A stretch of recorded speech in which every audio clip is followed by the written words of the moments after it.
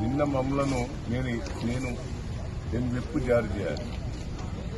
RTO office కూడా పోయేందుకు నాకు అనుమతి, కమిషనర్ ఆఫీస్ కూడా పోయేందుకు అనుమతి.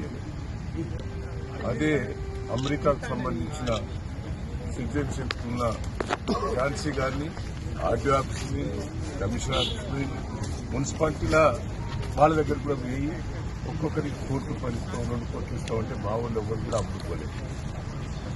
భయభ్రాంతులు చేసి ఎట్లా ఉంటాయంటే గతంలో నేను 45 ఏళ్ళ నుంచి రాజకీయాలు ఈక్వల్, ఇప్పుడు కేశవంలో ఉన్నది ఈక్వల్ గా ఉన్న కన్నీ ఎమ్మెల్యేకి ఓటు సమానం ఉన్నప్పుడు ఓటు హక్కు ఉపయోగించుకునే అవకాశం. ఇక్కడ ప్రజలు తొర్రూరు పట్టణ ప్రజలు క్లియర్ గా మాకు 9 ఇచ్చారు, వాళ్ళకి 7 ఇచ్చారు. అంటే మేము మెజార్టీ ఉన్నాం, ఈక్వల్ లేవు. సరే ఎమ్మెల్యే ఓటు ఉపయోగించుకున్నంటే అది, కానీ ఎంపీ కావ్య గారు వరంగల్లో ఆమె అప్లై చేసుకున్నది, వరంగల్లోనే నాకు ఓటకు కావాలని ఆమె పిటిషన్ పెట్టుకున్నది. ఆ పిటిషన్ ప్రకారంగా ఆమె పిలిచిండ్రు, ప్రమాణ స్వీకారం చేసిండ్రు. ఇక్కడ నీకు ఓటకు కల్పించినామని క్లియర్ గా వాళ్ళకు ఆధారాలతో వచ్చింది. 3 రోజుల బట్టి మేము ప్రయత్నం చేస్తున్నాం, ఆర్డీఓ గారి దగ్గర, కలెక్టర్ దగ్గర, మున్సిపల్ కమిషన్ దగ్గర. ఏమో ఓటకు ఇక్కడ ఉపయోగిస్తున్నదట, దాన్ని ఆధారం ఇవ్వండి అని మా కోర్టు వాళ్ళు అడుగుతున్నాం. 3 రోజుల బట్టి ఆధారాలు కూడా ఇస్తారు.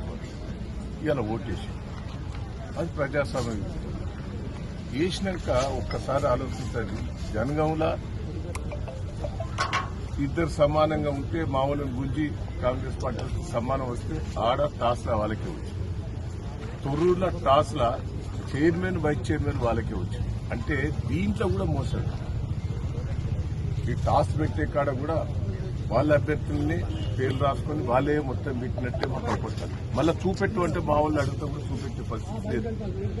ఎట్లా తీసిందనే చూపెట్టాడు. అంటే నాకు బాధ అనిపిస్తుంది, పక్క ఏడుపు కూడా వస్తుంది.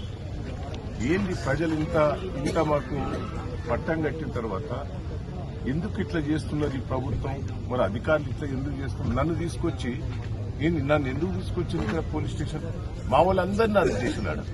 అడవులు ఆబ్జెక్షన్ చెప్పేటోళ్ళు, మా చైర్మన్ గా నిలబడ్డ కుటుంబ సభ్యులందరినీ కూడా పట్టుకొచ్చి పోలీస్ స్టేషన్ లో పెట్టినట్టు మా మిస్సెస్ పోలీస్ స్టేషన్ లో అరెస్ట్ చేసి పెట్టారు. నిన్న నన్ను అడిగి రాకుండా చేశారు. నేను తొర్రూరులో నాకు ఇల్లు ఉన్నది, తొర్రూరులో నాకు ఆఫీస్ ఉన్నది, నేను ఎప్పుడు తొర్రూరులో పండుకుంటాను. మొన్న తొర్రూరులో ఆఫీసులో నన్ను ఉంటుందంటే కూడా ఆ నుంచి తీసుకొచ్చి ఇక్కడ పెట్టారు, నర్సరావుపేట తీసుకొచ్చారు. ఆడ ఝాన్సీ గారికి సిటిజన్షిప్ అమెరికాలో ఉన్నదా, ఇక్కడ ఇల్లు లేదు, ఏది లేదు, తొర్రూరులో బాగా ఉన్నదా. ఇంత ఘోరం అండి. 45 ఏళ్ల రాజకీయాలన్నా ఇంత మోసం, ఇంత దగ నేను ఎప్పుడు కూడా